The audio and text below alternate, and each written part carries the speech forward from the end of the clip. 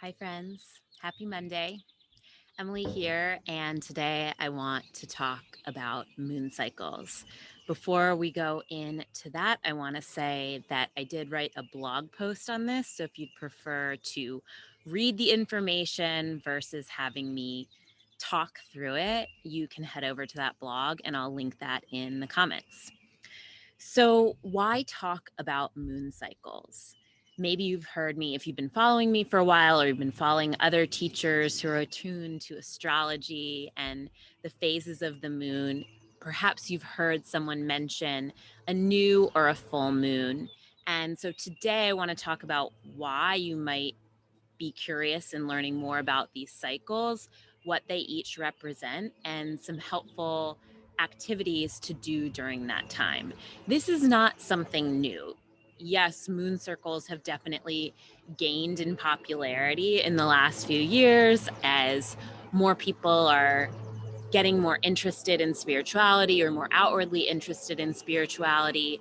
But people have been attuning to the moon for worship, for religious or spiritual purposes, but also for practical purposes for centuries. So this is not new information, um, but rather something that's very old and that many of us, myself included, are simply remembering. The moon is one of many natural cycles that I tune into. I don't follow just one. I don't just look at astrology or just follow the moon cycles or just follow my menstrual cycle. But these are all cycles that I attune to on a regular basis. And specifically, I love connecting to the cycles of the moon because they're so clear for the most part in the night sky. We can see a full moon. You can't see a new moon because that's when the moon is dark. But without even going the extra layer of using some sort of site to look up the astrology of the time, the moon is that constant visual reminder of the cycles of life, really. So I want to talk through the phases of the moon, the four main phases of the moon. We can go into way more detail with this. Um, but what I want to introduce in this video are the four main phases of the moon. And I'll say if this is something that you're interested in going deeper with, if this is something that you're interested in embodying more fully, then I have a full class on this within your Stellar Center. So your Stellar Center is my astrology inspired membership community. There's learning, there's space for connection. It's really awesome. I say it's my favorite place on the internet because it is. Um, it's a high vibe community center. And so there's a whole class on moon cycles within your Stellar Center.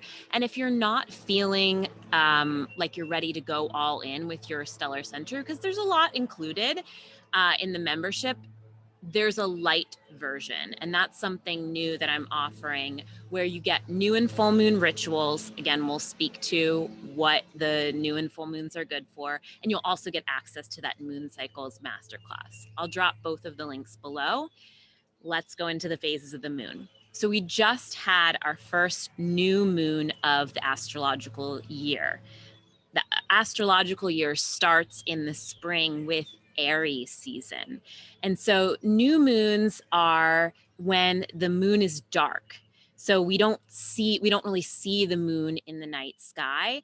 And this is the best time for, well, really, the new moon is a new beginning. It's a time to start to plant seeds, and it's, well, not even start to plant seeds, although you might start to plant the seeds in your mind's eye. um, but it's really a time for going in and getting clear on what you might want to focus on for the cycle ahead. So new moons tend to be quieter times, tend to be more in times. Then, as light starts to build, as we start to build towards the full moon, we have what's called the waxing moon. That's when the light is building.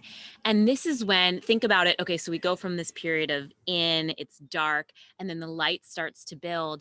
That's when we begin to hone, when we begin to clarify, when we really set more concrete intention. So, I think that's something that I learned in the last few years is you can set intentions at any time of the month for sure.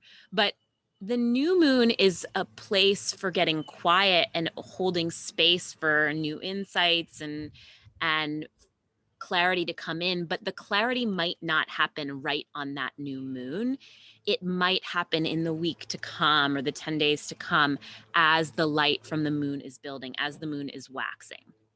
So waxing moon, that second phase of the moon, is great time for getting more specific with your goals and intentions.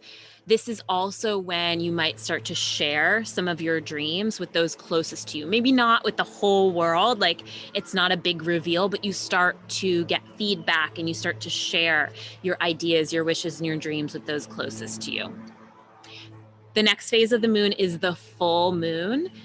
This is when the moon is full in the night sky. The light is at its peak. And I like to think of it as a giant cosmic spotlight. So the full moon sheds light. It might provide, this might be like a peak of clarity. It might also be a point of release, a culmination in business. Oftentimes I launch things or announce things around a full moon, as it's a more high energy time and it's a time for sharing. If you think about it in the most basic of terms, it's almost like there's a light on at night.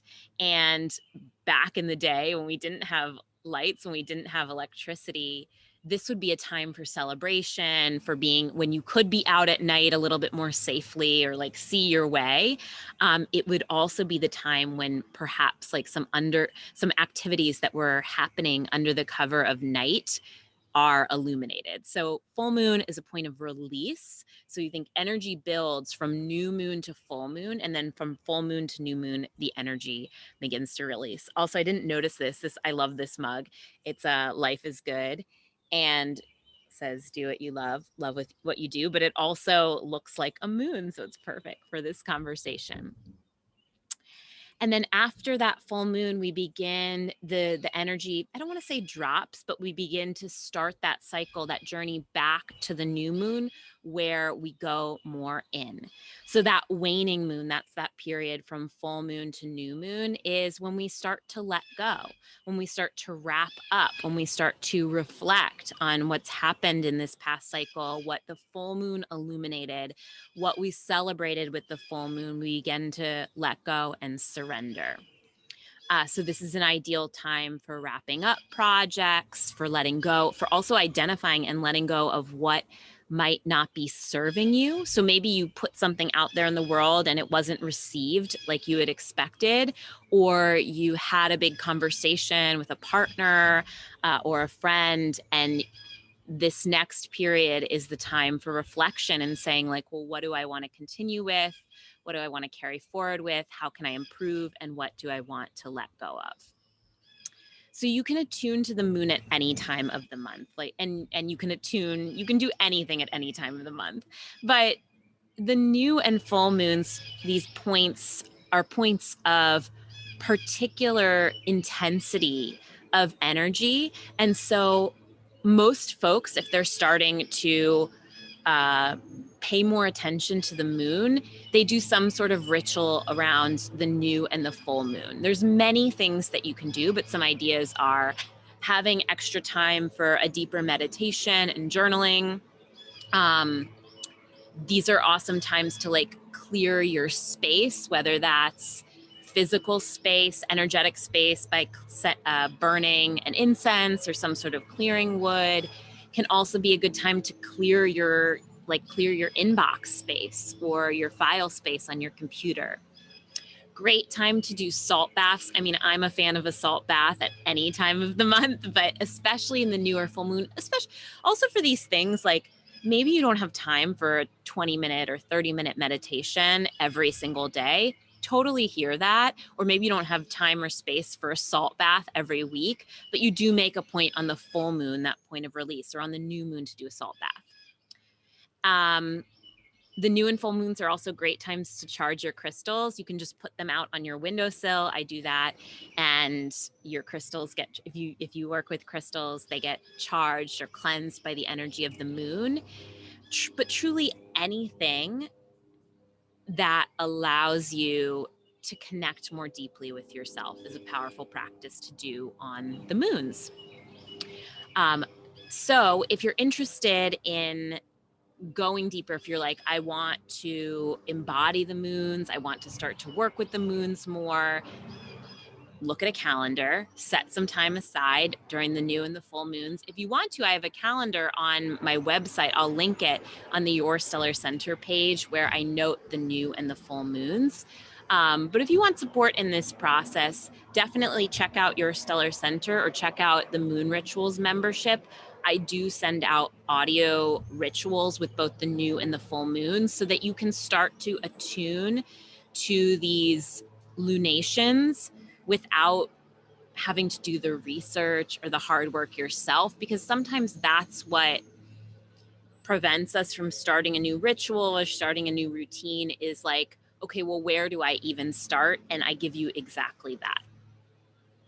So check it out if you're interested. I'll also link, there's a few other resources that I recommend if you want to go deeper into the moon cycles. And as always, I love hearing from you. So if you are already doing some sort of ritual with the moon or you're interested in doing something with the moon, I want to hear about it. Leave a comment below and let me know. All right, friends, I hope that you enjoyed my outdoor video, this little bit of nature, especially as we are entering into this beautiful season of spring. I am embracing it as much as I can.